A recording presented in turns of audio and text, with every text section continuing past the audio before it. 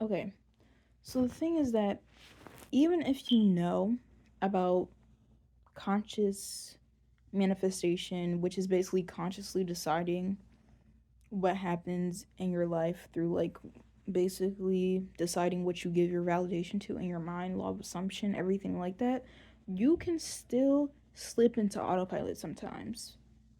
Like this recently happened to me, but the important part is that I snapped back into it.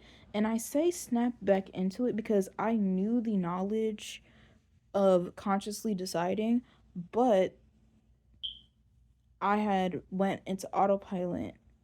And by autopilot, I mean you're recreating things based on past experiences and limits that you have self imposed onto yourself, whether you heard them from other people or you decided it for yourself. Me personally, how I snapped out of it is that I first realized that, or snapped back into it, I first realized that a lot of the emotional turmoil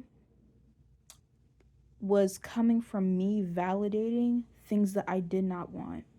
Like, I would be validating things that just weren't the full embodiment of what I want, which is like peace, happiness, love, everything like that. It's like it would be halfway there, but not the full embodiment of it.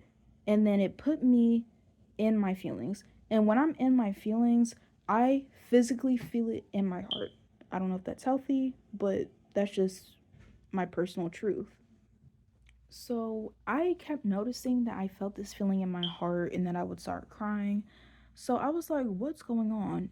And then I was like, you're validating something that you do not want. You're validating a partial thing of what you don't want. You're not validating the full thing. You're not embodying the fullness of peace and happiness that you want for yourself. So when I noticed that I was just validating things that I didn't want, I was determined to consciously step in and break the pattern. So one night, right, I noticed the feeling in my heart starting to come up again. So I'm like, okay, I'm starting to validate something that I do not want. So what I did was I didn't force myself to start validating what I wanted. I didn't force myself to make that immediate switch. I just said, I don't have to validate this. Like, you don't have to.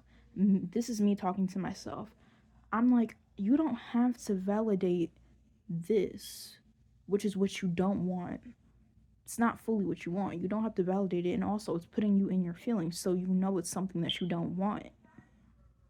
Mind you, this was at night. I feel like the saying of don't trust anything you think about your life at like after a certain time of night is true. But it was just me being on autopilot and validating things that I didn't want. But yes, I interrupted the pattern and I did still feel the feeling in my heart, but as always, I woke up feeling better. And then Manifest It, Finesse It, Manifesting Gaia, she uploaded a video about having a like self concept routine. So I'm like, okay, clearly I feel like I know you aren't supposed to get your validation from other people, YouTubers, coaches, whatever the fact, but I feel like people's videos and the content creators that I do watch who talk about manifestation, like it's nice because I feel like I'm always continuously being led down the right path, even if I feel like I lost my way. Because she posted that video and I was like, okay, self concept is probably what I need. Because if I'm not fully stepping into and embodying what I want, like fully, and it's only halfway, and I'm putting myself in my feelings, then it's probably because I don't think I deserve what I want. More so, I don't think I'm entitled to what I want. So yeah, she posted that video, and one of the things she recommended was mirror work. Now, me personally, I have a like vanity with a mirror, so it's easy for me to just sit down at the vanity in my room and be like talk to myself in the mirror, but I can also talk to myself in the bathroom. So that's something that's really easily accessible. I also went back to the counter app for like a little bit, but I kind of just stopped using the counter app. It's something about the vibrations every time I click, because Sometimes I'll use it, sometimes I won't. I think it's a really good tool to like keep your mind, I guess, on track. But Skylar or Hyler, I forgot her name was Skylar or Hyler, but she made a video about how like robotic affirming isn't enough if you're not going to be consciously interrupting the pattern of you validating what you don't want, which is what I think the first thing you should do is. If you notice that you are on autopilot validating what you don't want, you have to consciously interrupt it.